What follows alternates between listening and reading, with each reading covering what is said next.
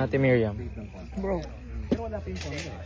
any advice sa mga batang Christian na nag-i-start pa lang sa Christian journey nila? Ang pwede nilang... Para sa akin, unang-una, kailangan talagang mag-pray at magbasa ng Bible. Kasi kung nagsisimula ka pa lang, ibig sabihin, hindi mo pa masyadong kilala si Christ. True.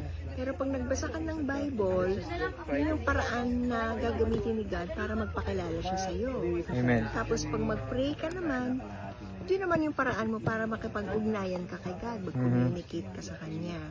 So, with any kind of relationship, and I'm not even talking about religion, Yes. religion, what we have with God is a relationship. Importante, nagko-communicate tayo lagi sa Kanya kasi doon mag-grow yung relationship natin. And the more we read the Bible, yun ang Kanyang love letter sa atin. Amen. E di, higit natin siya makikilala at lalong lalalim ang pagmamahal, ang tiwala, ang surrender natin sa Kanya. Bukod doon, kailangan meron din tayong mga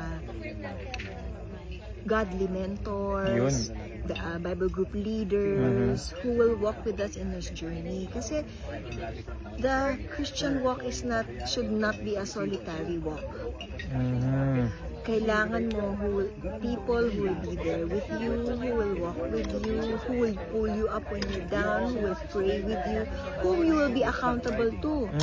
Kasi maaaring sabihin mo, oh, gusto kong magbago, kaya ko to, pero hindi. Maaring oo, malakas ang tiwala mo sa iyo, pero wala akong tiwala sa kalaban. Yes.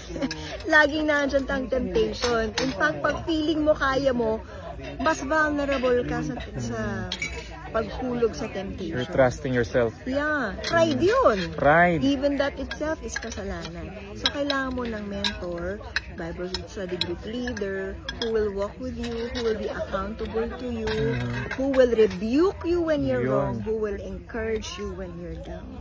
Amen. So, tatlo. Grabe. Prayer, Bible, Fellowship. and also fellowship with other believers, pang-apat. Kasi syempre, kung followers tayo ni Jesus at sabi niya, people will know that you are my disciples because of your love for one another. So, kailangan din natin mag-practice ng loving one another. And kung tayo lang, paano natin malalaman kung loving tayo? Mamahalin natin sarili natin, di ba? So, kailangan natin ng practice, makipag-ugnayan tayo with other believers. Kasi dun din natetest din yung minsan meron test ng character and lumalabas lang yan pag meron kang kaugnayan na ibang tao. So, in this journey with other believers, iron sharpens iron, dun napapractice yung pagmamahal natin sa Panginoon at makikita yun sa pagmamahal natin sa isa't isa. Amen.